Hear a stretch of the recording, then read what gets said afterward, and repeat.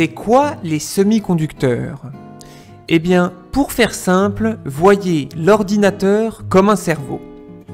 Le cerveau, il est fait avec des neurones. Donc, si l'ordinateur, c'est l'équivalent d'un cerveau, ces neurones sont l'équivalent de ce qu'on appelle des transistors. Le transistor fonctionne grâce à une technologie appelée l'électronique. L'électronique, c'est la science du traitement des signaux électriques. Et c'est en traitant ces signaux électriques que l'on peut faire des calculs. Les signaux électriques devenant des chiffres. C'est ce qu'on appelle le numérique. C'est-à-dire qu'on utilise une méthode où toutes les informations sont codées avec des chiffres 1 et 0. La première forme de ces neurones électroniques ressemblait à des ampoules. On appelait ça des tubes électroniques. En rassemblant plein de ces neurones, on a créé le premier cerveau électronique, entre guillemets. C'est ainsi que fut construite la première calculatrice électronique en 1945. Considéré comme le premier ordinateur, il faisait 27 tonnes et occupait plusieurs pièces. Chacun de ces neurones consommait beaucoup d'électricité, chauffait beaucoup et était très fragile. Puis on a inventé en 1947 une nouvelle version de ce neurone électronique. Pas cher, beaucoup plus léger, beaucoup plus petit, beaucoup plus solide et qui consomme peu. C'est le transistor, que l'on n'a pas arrêté de vouloir rendre de plus en plus petit. Donc, si un ordinateur c'est un cerveau, et qu'un neurone c'est un transistor, ça veut dire que plus il y a de transistors, plus il y a de neurones, et donc plus le cerveau est capable de calculer.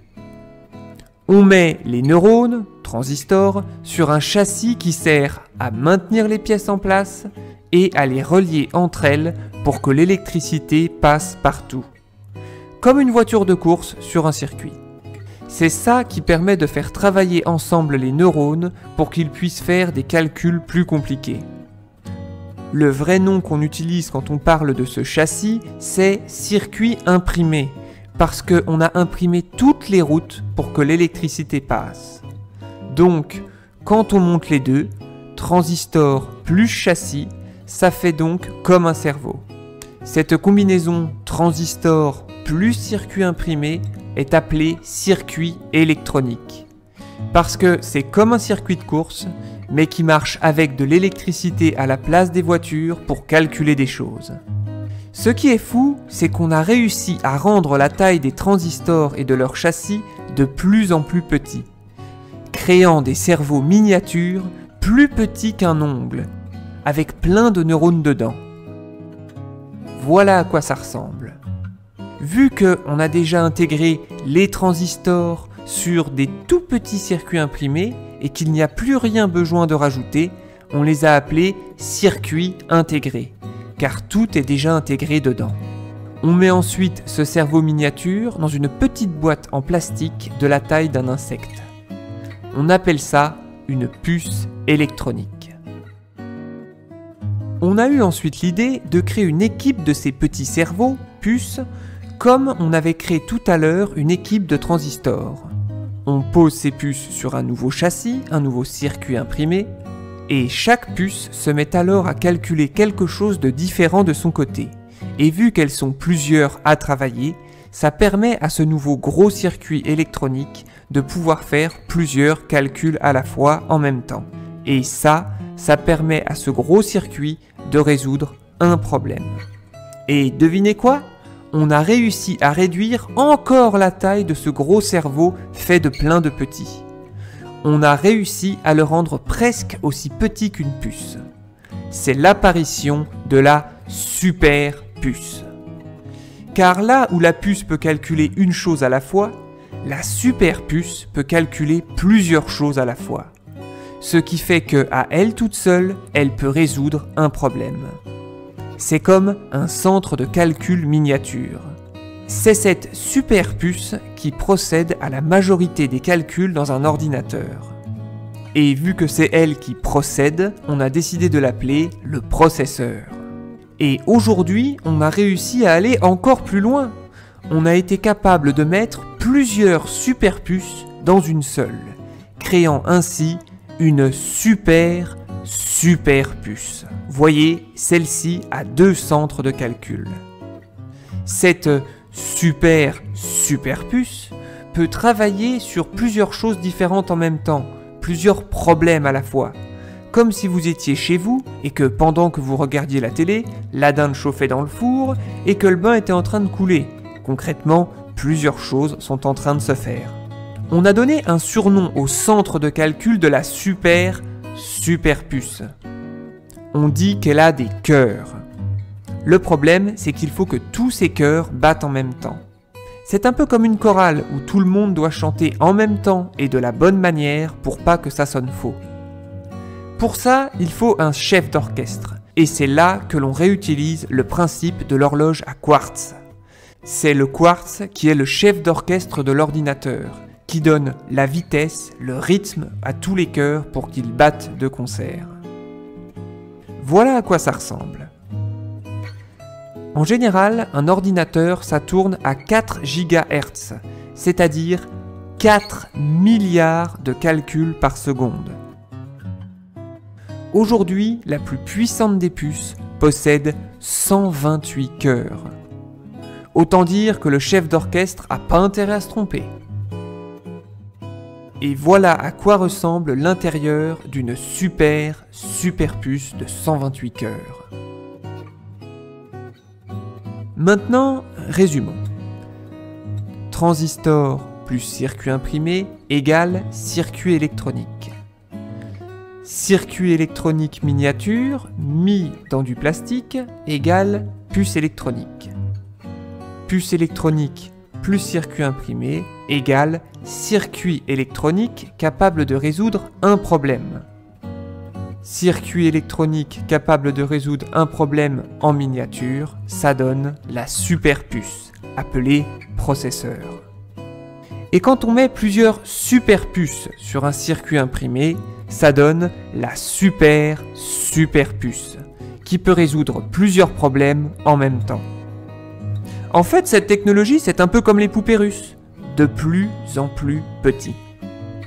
Pour vous donner une idée de à quel point on a réussi à réduire la taille des transistors, imaginez une superpuce qui ferait la taille de la France. Eh bien, un transistor ferait la taille d'une table de ping-pong. Mais comment est-ce qu'on peut fabriquer des choses pareilles? Vous voyez vos fenêtres? Eh bien, le verre qui les compose est fait à partir de sable. Le nom scientifique du sable, c'est le silice. Mais pour pouvoir se servir du sable en électronique, il faut qu'il soit le plus pur possible. On va alors réduire le sable en poudre très fine et le raffiner, créant ainsi une sorte de super sable. Le silice devenant ainsi du silicium. C'est là qu'on va alors transformer cette poudre de sable très pure et très fine en petites plaques de verre. C'est un peu comme pour faire de la barbe à papa. On met le sucre, le silicium, dans une cuve qui tourne où il va fondre. Ensuite, on plonge un bâton, une barre de silicium, dans la cuve en le faisant tourner lui aussi. Le sucre, tout comme le silicium, s'enroule alors autour du bâton, créant la barbe à papa ou le lingot de silicium. Bon, on est français alors restons dans les métaphores culinaires, en comparant le lingot de silicium maintenant à un saucisson. On retire la couche externe du lingot comme si on retirait la peau du saucisson. On a donc un cylindre parfait. Il ne reste alors plus qu'à couper ce saucisson pour avoir des belles tranches comme de la rosette. Et c'est sur cette tranche qu'on va poser des transistors. Pour poser les transistors, on recouvre la plaque d'un produit chimique spécial, qui, pour faire simple, s'évapore à la lumière. Ensuite, on fait des ombres chinoises avec une grosse plaque percée de plein de petits trous très précis. Quand le produit chimique s'est évaporé, il ne reste sur la tranche que l'ombre de la plaque. Et pour en faire plus et plus petit, et étant donné que ça coûte très cher, on a l'idée d'utiliser une loupe. On va faire alors ça plusieurs fois sur la tranche pour la recouvrir totalement. Puis on va recommencer l'opération plein de fois sur la même tranche, sauf que ça sera avec des plaques différentes. Grâce à ça, on va créer des étages comme si on construisait un immeuble. C'est quelque chose de vraiment très compliqué à faire. On fait ça avec différents produits chimiques, ces produits doivent chacun être traités avec des façons différentes, car chacun réagit différemment à l'électricité. Tout cela pour que, au final, la tranche puisse conduire très bien l'électricité à certains endroits très précis, mais pas du tout à d'autres endroits tout aussi précis. C'est pour ça que l'on appelle ces choses-là des semi-conducteurs. Et grâce à cette technique, on a réussi à fabriquer un transistor qui est 10 000 fois plus petit que le diamètre d'un cheveu. Si vous arrivez à voir ce point noir là, dites-vous bien qu'il est déjà 1000 fois trop gros au moins. Ensuite, il faut relier les transistors entre eux pour qu'ils puissent travailler ensemble. On fait ça grâce à des câbles électriques en cuivre. Pour faire cela, on met d'abord un coup de produit qui s'évapore à la lumière, puis, vu que c'est impossible de faire des feuilles de métal suffisamment fines pour les poser sur la plaque, on projette le métal sous forme de gaz. Un petit peu comme si c'était une bombe de peinture pour recouvrir un mur. Cette technique permet d'avoir une finesse extrême. On va ensuite polir la couche de cuivre en trop avec un produit chimique. Et enfin, il n'y a plus qu'à brancher les câbles. Couche après couche, on pose alors les câbles électriques. Au final, ça forme comme un réseau routier, sauf que c'est pas des voitures, mais de l'électricité qui passe. On peut avoir jusqu'à 7 étages de fils posés les uns au-dessus des autres, un peu comme les poteaux électriques. Tous ces fils finissent par former alors comme une sorte de carte routière microscopique.